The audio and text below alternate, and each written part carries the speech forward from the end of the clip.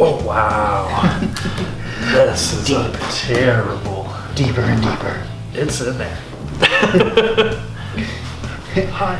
There's at least one spring that's very enthusiastic. It's getting to know me. Very. Yeah. Known in the biblical sense. They could have asked first. Welcome, Psychedelic Experience Record Run. Well, it turns out if you give the people what they want, they ask for more. We knew that, huh? Mm-hmm. All right, we're back. It is Record Store Day. While we are filming this, and we are in your record store. Yeah, Gopam Records, Hillsboro, Illinois. The bustling metropolis of Hillsboro, Illinois. I do believe I saw several fields being plowed on the way here. Anyway, I stopped. Feels like it's plowing. Ooh, boy. Zip, zip, zip. Yeah. Anyway, so I went to Dumb Records in Springfield. We've mentioned them a bunch. You saw our last video from there last time, and I picked up some stuff at Dumb Records for Record Store Day. So I'm going to start out with one of those, and that is this. Oh, nice, yeah. This is Behind the Dykes 3. These are awesome compilations. Yeah. I think they've done one of these. I don't know if it's been every year, but I was really happy to see this. I didn't even know this was coming out. I just happened to spot this and be like, ooh, comp spin. I have 1 and 2, and I think I've also flipped a version of number 2 before on YouTube as well. Yeah. These are just awesome compilations, and again, it's called Behind the Dykes. It is even more beat, blues, and psychedelic nuggets from the lowlands of, I believe, Denmark and Holland, and as what George Costanza said, who are the Dutch? But it's from somewhere in there. Let me look. This is so typically me.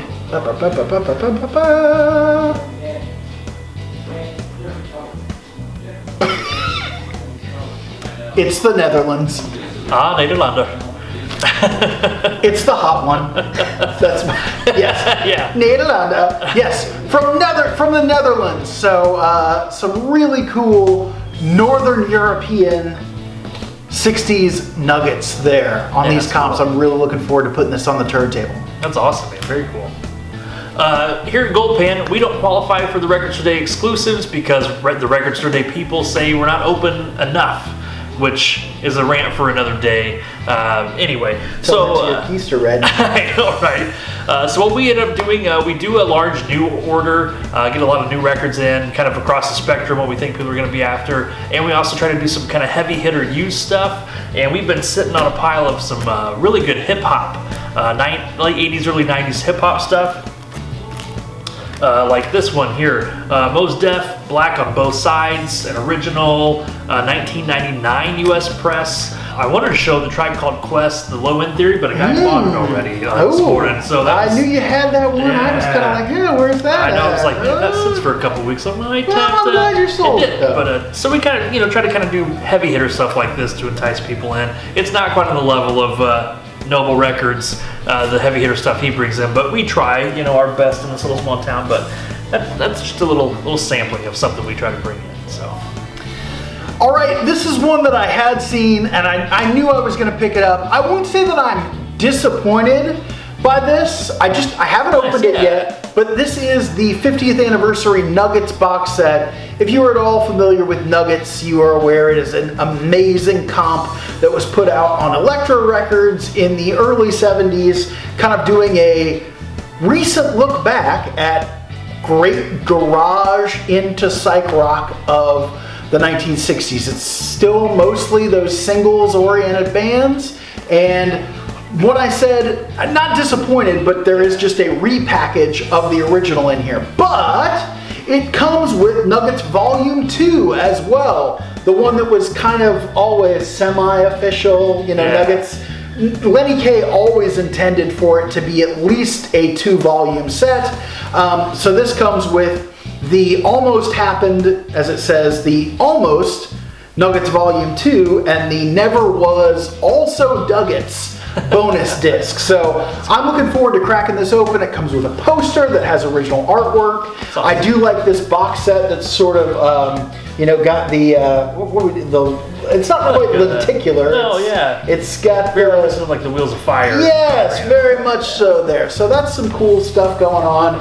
I had to pick this up just because everybody knows Psychedelic Experience. We're all about this comp, and this is a really cool box set, especially if you don't have the original.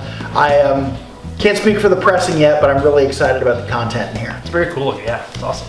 It's a stout box. One of the new records we got in was this reissue of Farm on Guerson. It's not the Noble exclusive. That is exclusive to Noble Records, but this is the Guerson reissue. Kind of been a tough one for us to get in. It's like immediately goes on backorder once it's available, and we finally got a couple copies in, and actually had somebody shopping in the store earlier that has an original of this that they found for like $2 or $3. He said recently someone offered him $1,000 for it and he turned it down. So yeah, but if you're not familiar with this, it's kind of a bluesy, psych rock, private press from here in southern Illinois. And these guys are from Mount Vernon, Illinois, which is probably about an hour south of here, give or take a little bit. Kind of down on your way down to see old Corey. Yeah. I'm always going through Mount Vernon on my way to P-Town. It's a main thoroughfare there. So. But the thoroughfares of southern Illinois. But this thing is just kind of a heavy mind melter, fantastic record. And so this is one that we try to get in for the heads that come in these stores. Oh yeah. So originals are mega rare, private press. Yeah. So awesome. Yeah. That would be only the second original I've ever heard of someone. So and that one was also through kind of some mutual acquaintances. Yeah, our buddies there. Yeah. All right, so it is time to unveil a new segment. On the Psychedelic Experience record run, something we're going to call Unboxing the Dead. Number one item on my pickup list for this record store day. It's not a surprise to anybody, but this is from that Get Shown the Light May 1977 series. This is Boston Garden 5777, baby. Awesome. The day before the Barton Hall concert, but as those May 77 shows are acknowledged as being just peak Grateful Dead, and they are. I have the two previous box sets in this series, both of which have become big time collector's items, the Barton Hall and the Buffalo, New York. And you saw in our last video, I really love the Spring 72 Europe tour from the Grateful Dead. This is the only one that currently tops it for me though, is the 77 Spring tour. So super excited to have this, and we're gonna throw it on the old table over there and give you a nice look inside at what we've got. Ooh. No, there won't be a ton of extras in this. Yeah. You always just kind of get, it's a well-built box. You get usually just a couple pages. Double insert, nice there, but looks pretty good. Usually get a nice little essay by Nicholas Merriweather. I don't know quite who that is, but maybe I'm not deep enough into the Dead lore. But then, got some well done inner sleeves there that at the very least have protection in them. Don't see any stickers. Sometimes you get with the ones that you get exclusively from Dead.net where they commissioned it, you get the nice little good old Grateful Dead podcast sticker. But whatever, still really excited to have this. Let's take a look here at the back. And that's about it. Yeah. Out of 11,000? Yep. Very nice. Very nice. My wife. I like the label design on that too. Yeah. It's floral and the skull. Big fan of that. Yeah. So there she is, folks. Grateful Dead, 5777, the Boston Garden Show. All right, a couple others I'm going to show here.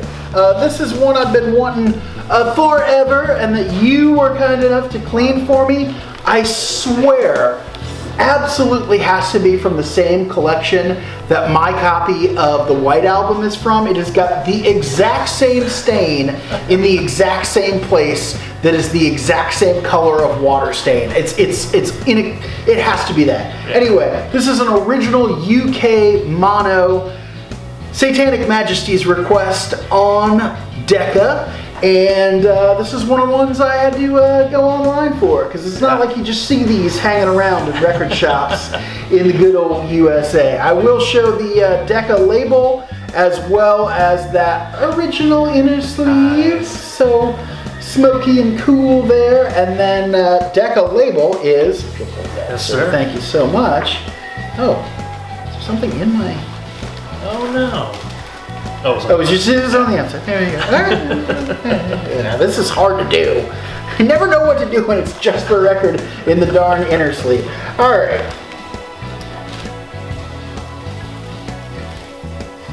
Yeah, nice blue Decca. Nice blue Decca label there. I'm doing an awful job of this. You saw it. You saw it.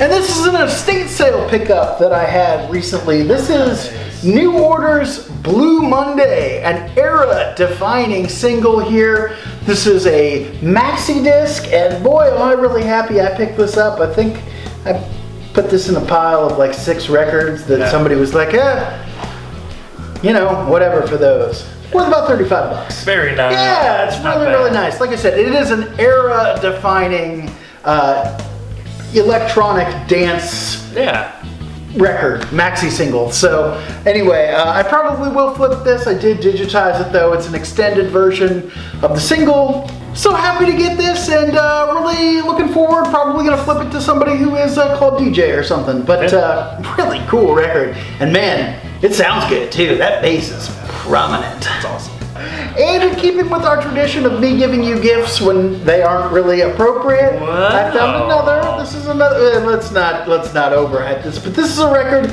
that I believe everyone should own. Okay, you've seen it before. Oh yes. This is perhaps the only, well, other than the Phil Spector, the only Christmas record I've ever really enjoyed are Oak Ridge Boys Christmas records. Once you told me about this, I've heard the song Christmas Carol on the radio a few times, and I think of you, sir. So there's not a Christmas song she couldn't sing. Yeah.